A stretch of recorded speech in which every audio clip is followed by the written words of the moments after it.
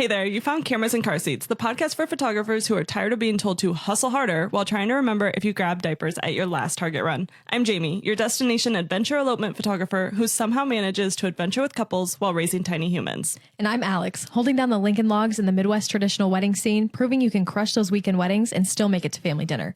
If you're editing in the pickup line, scheduling client calls during nap time, or just trying to figure out how to run a profitable photography business without sacrificing your family life, you're in the right place. We're dropping real, actionable advice that actually works for mom photographers. No bro marketing, no toxic hustle culture, just two photographer moms keeping it real about making this whole business thing work while raising our families. So grab your watered down iced coffee. Ignore that pile of laundry for another hour or day. And let's dive into today's episode. Hey everybody, welcome back to Cameras and Car Seats. So today we are going to be talking about culling, editing, turnaround time, all of those things that as moms, like we kind of sometimes get mom guilt. We kind of like, is this okay? Is what I'm doing allowed? Is this normal? Is this industry standard? We're going to just tear that apart, honestly. Yeah, I'm super excited for this because I feel like this is such a crucial part in the process of how you run your business that I'm just ready to dive in. Yeah. Like, honestly, like, ew, how many times did I just say like? But so I feel like it's super important to talk about things that you're doing in your business and talk about them with other photographers because you can feel so alone, not only in motherhood, but also in the photography industry. And I know that some people, they sent us DMs and they were asking like, hey, what do you do for this? What do you do for culling? What do you do for editing? What's your process? And I feel like sometimes when you're listening to a podcast, you're like, yeah, that's great, but what do you actually do? Yeah, or just dive a little deeper. You know, Yes. It's not just like, oh, well, I just get home and I just edit some and then I send them. Yeah. And so I feel like I'll start first. I use Aftershoot. Aftershoot is amazing. I still sort of manually cull, but so after I do a wedding or a session, it is part of my process to take that session and take it and put it into Aftershoot, run the culling and let it do its thing. I feel like the culling it has learned me, their algorithm. It has learned me really well for the most part now. But it's part of my process. So it is what I do after every single wedding, every single session. And sometimes if it's like destination work, I have it doing it on my way home. Okay, so let's even back up a little bit more. So when you get home from a session or wedding, what's the first thing you're doing? Like before even after shoot, like walk me through. Okay. Yes. I'm watching you. You're giving me a audio version of a vlog right now. Okay. So the first thing I do, wedding has ended. I give my couples hugs, goodbye. I tell them what to expect, that they should see their sneak peek gallery within 24, 48 hours, and then their full gallery. And then so when I get home, camera bag goes in the same spot, so I know exactly where it is. And then I take camera out. This is if I'm at home. So if I'm not driving a bunch, sometimes I'll bring my laptop with me to weddings and elopements. And I start importing while I'm at the wedding, so that I can already have like some stuff done. And then that way, if it's a drive home, it's culling for me while I'm driving home. Ooh, see, that's smart. I don't do that. Ooh, so like it has helped. It's kind of been like a extra little oomph of like it gets it done for me sort of thing. Yeah, that makes sense. I feel like I'm one of those people that I'm like, I don't want to take as much gear as I can with me. You know, I don't want it to be another thing that I have to look after. So do you like keep your laptop in your bag, carry it with you, or do you like lock it in your car? I keep it with me. It just stays in the little laptop sling on the back of my bag. Okay. I guess I have that too, but I'm just like, I don't know, paranoid about that.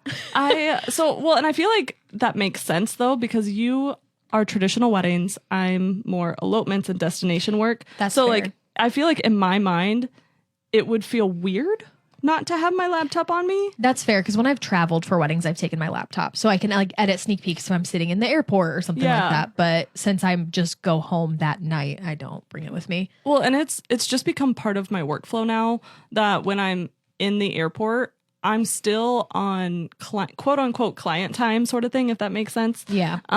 Because then I can legit, like I'm still in work mode. So I'm like culling, editing, and then it's part of my workflow. I upload everything so that when I get home, I can have home time. I can have mom time. I can decompress and not feel guilty because I've already completed the job. Like in my mind, a wedding, it's that initial cull and sneak peeks is still like you're at the wedding. You know what I mean? It's like you haven't left the reception yet. Yeah, well, because everybody's still on that wedding high. Yeah. Right? Like they want to see the sneak peeks and everything because everybody's still super excited about it. And like, I'm not saying that's going to work for everyone. It's just something that I've started doing. Yeah. And I feel like it helps me just because that way I can go back into mom mode afterwards. Or if I am traveling, when I come home, I don't feel like I have to immediately sit at my desk, even though I just got done sitting in a really uncomfortable airplane chair. Yeah, well, it almost is like, oh my gosh. Okay, sorry. My allergies are so bad. I'm torturing cats, Alex. and I'm allergic to because cats. Cats. But I feel like having those 24-hour sneak peeks for me feels like I can almost table it for a minute. Yeah. Like I can get home, work. They've seen some of the work right away. So then they feel like, okay, I immediately am like excited, happy with the experience. I get to see some of my product and it almost leaves them like satisfied for a little bit. So then you can say, okay, now I'm going to take a step back. I'm going to go sit with my family for a minute and then I'll dive back in later during the work week or when I get back to it. So it's not like you're just like leaving them high and dry. Can I say like a spicy? Always. So A spicy though. I 100% agree that fast turnaround time is valuable. It is very valuable, especially in the day and age that we are in. But I think as a creative and as a mom, you need to step away. You can editing immediately, I feel like does not produce your best work.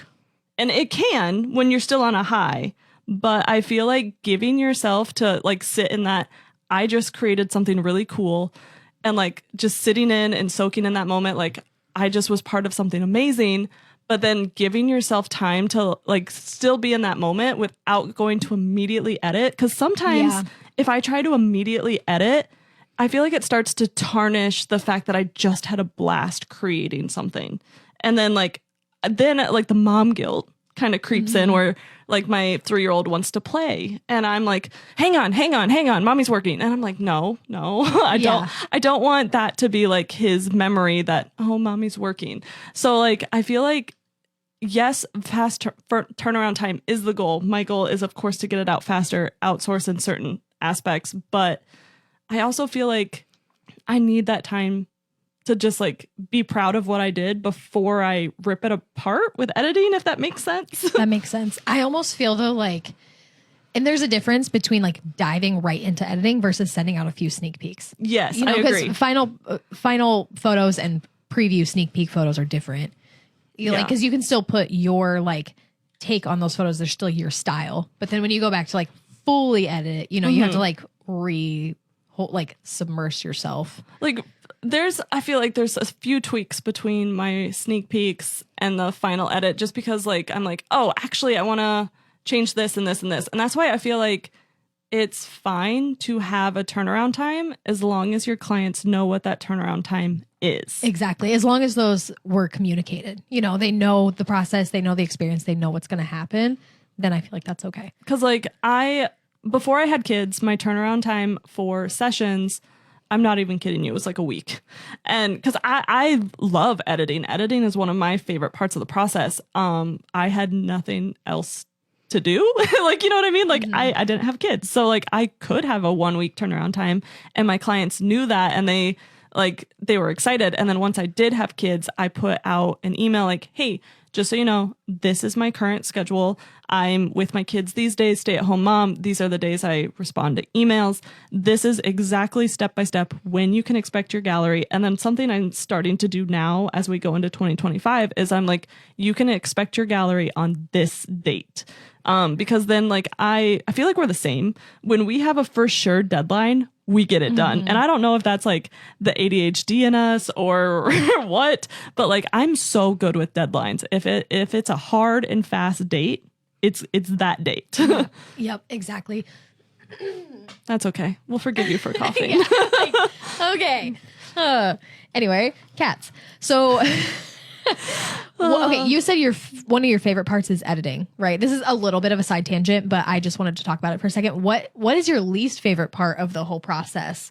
I hate culling. That's mine too. I hate it. Yeah, that's mine too. And I don't even overshoot anymore. Like so say it's for me, normal weddings, elopements are 10-hour days. I, on average for a 10-hour day, will probably have 2,500 photos. And I still hate culling. You're a lot better at like cooling it when it comes to taking pictures. Like I feel like I overshoot. Well, okay, don't get me wrong. I do GIF GIFs. So my GIF GIFs are like 100 burst photos, Yeah, right. or give or take. And and I love Aftershoot. Aftershoot helps me so much. If you're not familiar with Aftershoot or Imagine, I don't know. I think it's like Imagine AI. Yeah, I tried Imogen. I didn't like their pricing structure, so I got in on the founders deal with Aftershoot, and I've actually really fallen in love with a program. But like it's not amazing. It's not a human. And I still have to go through and manually cull things, and I have to be in the zone to cull something, if that makes sense. Yeah, but it does a good base cull for me. Yes. I also use Aftershoot, and I feel like it does a good generalization of like getting rid of photos with like blinking or anything like that that's like an obvious, or like duplicates, things like that. But like for me, it struggles with like intentional photos where someone's not looking, because my style is much more documentary. So, and I feel like with culling, I try so hard to lean into storytelling that I'm like, some of the images that it marked as a no, I actually want it as a yes. So that's why it does help. It does cut down my culling time. But then when I'm going back through what it selected and what I want to add back in, sometimes I'm like still doing that split second. And do I like left or do I like right? It's almost like when I have my kids help me bake something and they want to like stir it or do something. It's like, it's kind of like that. Like they get like the bulk of it done, but then I just kind of have to go back and fix it up a little bit to how I like it. Or you have to, like clean up Take the some muffin of the pan. egg shells out of it or whatever. Like, because there's always a little dribble. Yeah. Okay, so going back, we talked about when you get home, we kind of sidetracked here. So all the way back to taking your laptop and you do some culling. What do you do then after that? Okay, so for me with culling, once I have the cull done, and I know we do this differently. I import all of my photos, like raw photos, onto a folder on my desktop, and I think this is actually a debate about how you put your files on your computer. I personally, for organization purposes, I have the folder named Alex and Jamie. Inside that folder, I have another folder called raw. All of my raw files go into that raw folder. So that is my for sure hard master copy of all of the raw files. And then I also, from Aftershoot, I use the star system. So I make their Lightroom catalog. Every single client gets a new Lightroom catalog so that it stays organized. And then if Lightroom were to corrupt, it's only one session that I have to rebuild a catalog for. And then, so like from Aftershoot, I mark them as 5 stars. I open that client's Lightroom catalog. I go into library mode. I select all. And then from the select all, I go up into metadata tab, or it's the file image, and then it's read metadata. And then so it will take everything I did in Aftershoot and pull it into their Lightroom catalog, so that because I will already create the Lightroom catalog with all of the raw images. I'm one of those people that likes to have all of the raw files in the Lightroom catalog, just because like as I'm starting to edit in Lightroom and then I notice, oh, I actually don't like this photo. I like the split second before it. Like say it's like a derp blink, you know what I mean? Like, and you missed it. And so like, that's why I keep all the raw files. And I do have like, I guess I have a nicer MacBook. It has the nice M2 chip, but like, and it can handle my raw files, but I don't have to worry about if I missed a photo and going back in and importing that photo and then like dealing, like all of the raw files are in my Lightroom catalog, but it still has all the information from Aftershoot. Okay, so I do mine very similarly. Really? Except that I don't do, okay, so I take my photos when I get home, put them in a folder. The folder is the client's name. And then in that folder but I do wedding raw, because then I usually, like when I put on my hard drive, I also have their engagement, stuff like that. So I'll do wedding raw, then I'll pull all the images into after shoot. And then I don't though, like I'll pull them from after shoot into Lightroom. But when it goes to pull them all into Lightroom, you know how it pulls them up and it has all the ones that you have done checked? Like that's how mine is. Like, cause I don't, It's not like that. so like mine will pull directly in and it brings up all the images, but the ones I selected are checked. So then I'll do a double take of like all the ones that aren't checked because those are my other raws. And that's where I might pull in some extras. Oh, so that's when you start to do like your manual. Yeah. Okay. Yep. And then I import from there. So I feel like we have to do visual aids when we're talking about culling and editing. So like, I feel like this was a good overview of getting started, but I don't want to confuse anyone that's listening either. Right. So basically we start the cull right away. It's part of our process after weddings. And then when it comes to like, I feel like the bulk of something I really wanted to talk about today was the fact that it's okay. Your turnaround time is your turnaround time.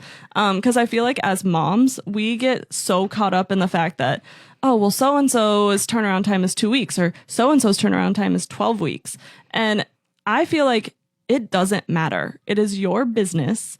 You just need to talk about your boundaries and your rules in your business with your clients. As long as your clients know and they have accepted that and they're like, yeah, we know that's your turnaround time. You have your kids, you have everything going on. That's fine. I just feel like sometimes moms are like, oh, my turnaround time for this wedding was 6 weeks and I feel guilty. No.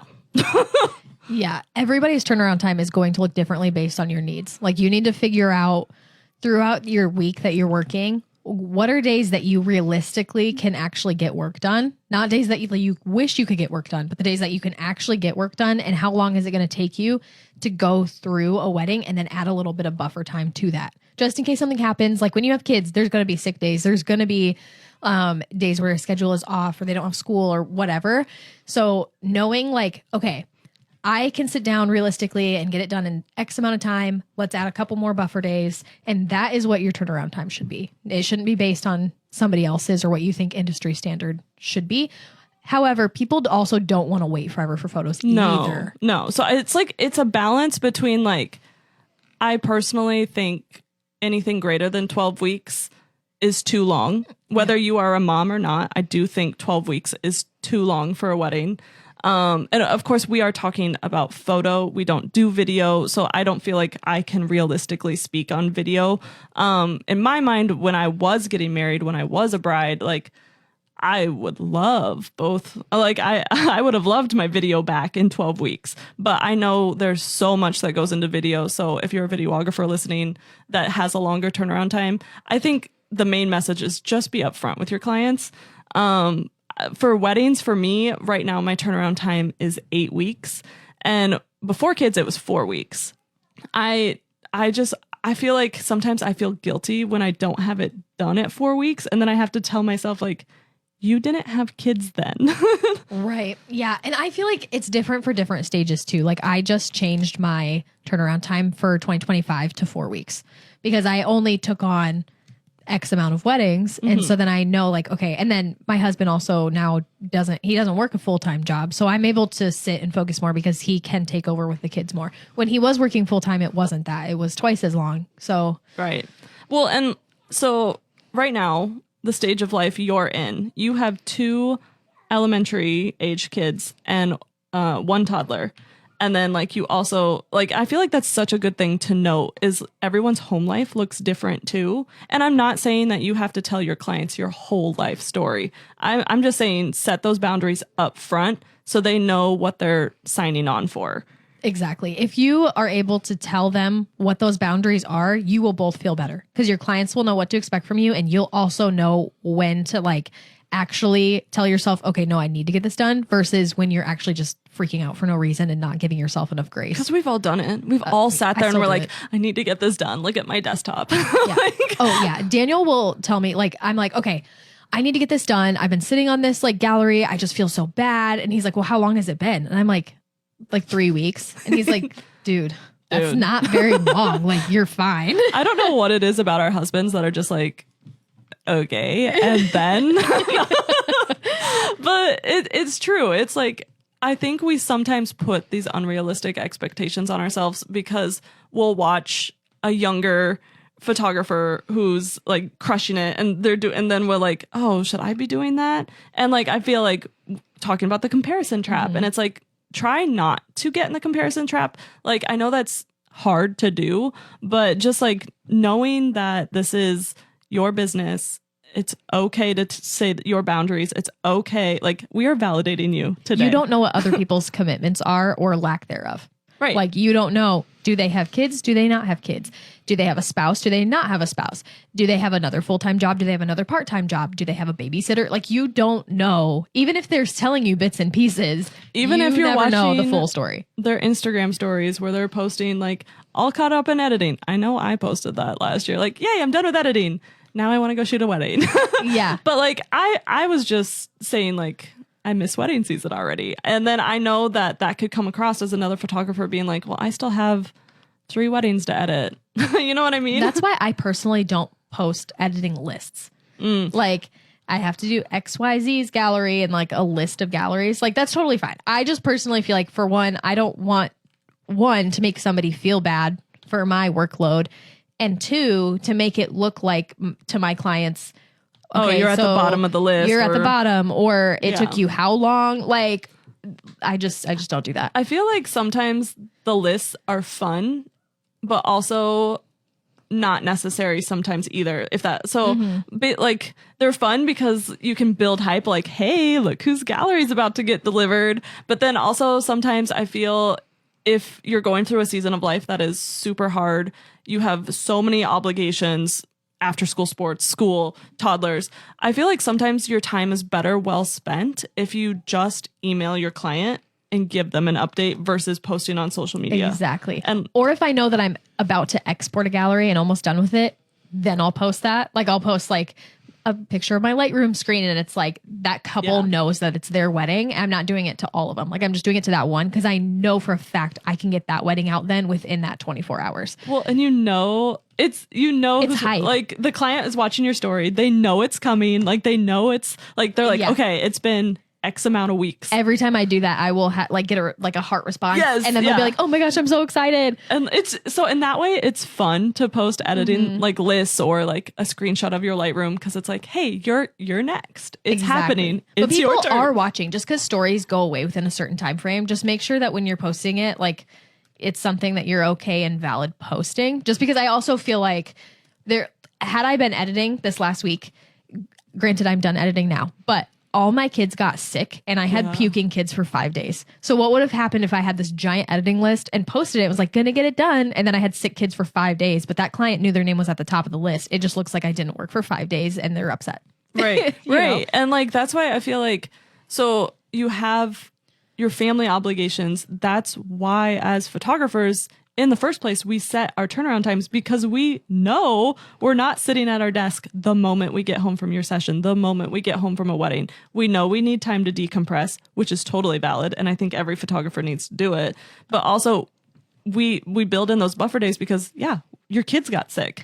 My favorite thing about having those like time frames and then having like that communicated with my clients is, since doing that, I have never felt guilty about posting personal life things that I'm doing with my kids. But like, beforehand, I would have been like, oh crap, like, they're going to see that we went on a trip. They're going to see that I'm at the store shopping right now just for fun. Wisconsin Dells. They're going to see all these things. They're going to be like, well, why are you not editing? Like, when am I going to get my photos?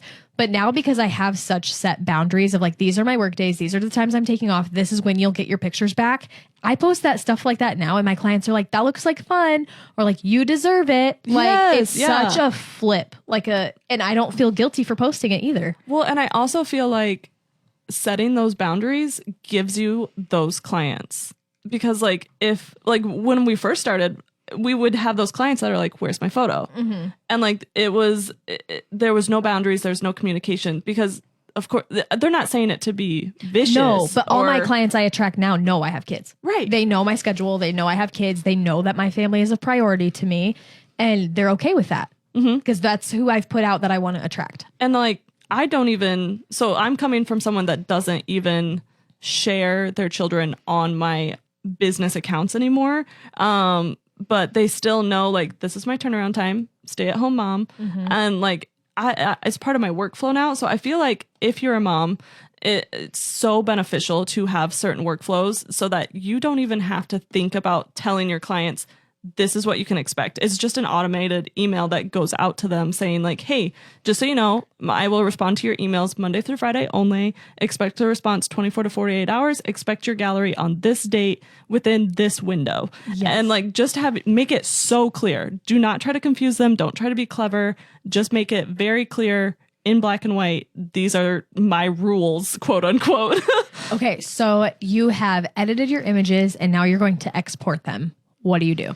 Okay, so if we're talking just straight up export settings for Lightroom, I have it go from Lightroom, and then I have it at the very bottom. I feel like not a lot of photographers know about this. You can set it so that they open in another program.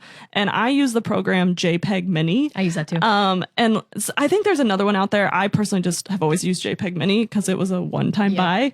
And but you can have it so like when they're exporting, when it's done exporting from Lightroom, it will automatically open in JPEG Mini. It just saves you an extra step. Okay, see, I didn't know that because like I export from Lightroom and then I drag it. Yeah, see, I don't have to, like, you can legit set it up so it's automatic. Nice. And then it will resize it, save it still in the folder like how JPEG Mini does, but it saves you the step of having to drag and drop the folder. Because then like in the past, I would start uploading. Does and it then export faster because it's shrinking it or not really? Well, so it exports it completely. And then once it's completely done, it automatically opens JPEG Mini and runs that folder through. You're just not having to manually. So you're just automating your process. Yes. Nice. And then because like in the past, when I'd go to upload a client's gallery, I'd realize I forgot to resize these. And then their gallery is 20 gigabytes instead of 5. Right. And yeah, well, and then it takes longer to upload because they're bigger files and they haven't been run through JPEG Mini. Yes. Yeah. Okay. So if somebody like, what the heck is JPEG Mini? It shrinks your file size without actually taking away the quality of your image, which is also a huge thing for like your website. It will help like load times, all of that too. So not sponsored, but no, it's not. Another reason I love JPEG Mini is you can actually, so you can have it set to optimize, which is 24/7 how mine is usually, but you can also, if you need to, which is so much easier than opening Photoshop, you can set the settings to like resize the long edge to this size or make it this size. So like if you're submitting photos to a blog, a styled shoot, or like a contest and it needs to be a certain megabyte, like I just submitted photos to the Elopement Awards and it has to be 1 megabyte. So like I can just set JPEG Mini really fast and it's so much faster than having to open up Photoshop and like, okay, is this the right size? No. Go back into Photoshop. Is this the right size? It works fast. It's so fast. It goes so fast. And again, not sponsored, but JPEG Mini lets you do video, I think, now. I haven't tried it yet, but I'm pretty sure you can do video. But okay, so programs, Aftershoot. I have used Photo Mechanic in the past. I used to use that before Aftershoot. You know what what I was going to try, I never have, but I really wanted to try, I think it's called Narrative. Because Narrative, I think, was better for culling group photos, like wedding party photos and stuff, because it pulled up the faces. Didn't that also work for groupings for blogging? Yeah. Because I used it for a while. I never used it, but like I found Aftershoot before I jumped ship from Photo Mechanic. I was going to jump ship from Photo Mechanic to Narrative, but then I found Aftershoot, and Aftershoot just like swerved right in, and I'm like, hey, girl. Like, and now shoot. I am an Aftershoot fangirl. And so like now I do all my culling in Aftershoot, pull it into Lightroom. As I'm editing in Lightroom, I pull back and I look at the whole gallery. Like I go through, because I use the star system, I look at the 0 stars that are like the photos I didn't select.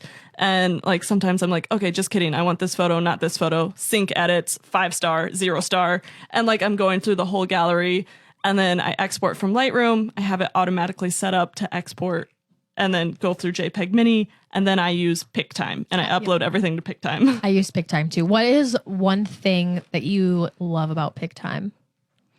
It lets me upload video now. Yes. I'm so excited about that because I do iPhone content for my clients, and I do GIFs. Is it a GIF? Is it a GIF? Is it peanut butter or is it not? Yeah. But like I could upload all of that into pick time now, and it just makes me so happy because I don't expire my galleries. I don't either. Because I pay for unlimited storage, so why would I expire them? I do make sure I send my clients physical USB drives after their weddings, but I leave all their galleries open. If I have no reason to close it, I have no reason to close it. I have them, but just for like to cover myself, I don't say like they have lifetime. Yeah. So in my contract, like just because I have, I have 1 year gallery access for them is what it says. I just updated my contract for 2025 and it covers me for 6 months. Okay. So like I technically in my contract guarantee every client 6 months of gallery access. I just never expire it. It just always stays open. I just do it here. One thing that is changing for me for the packages that I've been booking going into 2025 is I offer slideshows now. Ooh. So then they can like open it and watch a slideshow of their images. I've done slideshows for a couple people, but I kind of forgot they existed. So thank you for reminding me. I'm going to go copy you now. Oh my gosh. Okay. So culling, editing, programs we use. Moms, you are validated today, okay? If you need 4 weeks to edit your session, that's fine. That is fine. If you need 8 weeks. If you need 8 weeks. That's fine. That's fine. Our biggest hype here today, if you take anything from this lesson, is you don't need to feel guilty about your turnaround time. You just need to communicate with your clients.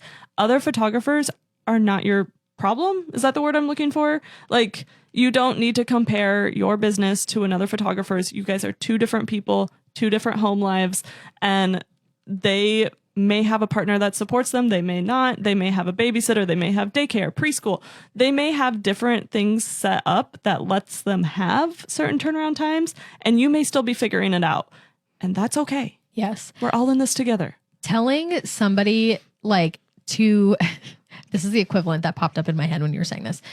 Telling somebody to run their business the same way as somebody else runs theirs would be telling somebody to parent their kid the same way that they would parent another kid, because every kid is so different. If you have multiple kids, you know you cannot parent them the same way, because their personalities are different. Oh, it's so different. So it would be like me telling you how to parent your kids. Like you just can't. I have boys. No, I just kidding. Like there's people that are there that can help give you advice. Like they can help with advice on certain things. And that's what we want to do. That's what we want to do for you. But make sure that you're tailoring your business just like you tailor your parenting. Exactly. And like whatever works for you is going to work for you. Because I know it's so funny because I'm like thinking of all the funny TikToks that are crossing my mind right now of gentle parenting millennials where it's like, if you don't freaking put your shoes on right now, mommy's not going to know how to handle her feelings. This is why millennials are running their own businesses, because we shouldn't be bosses. We should.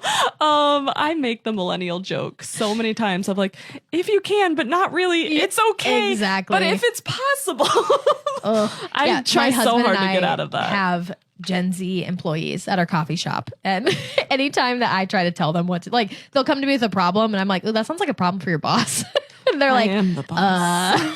Or one was like, yeah, the sink is on the fritz. And I was like, yeah, same. So, and then I just walked away.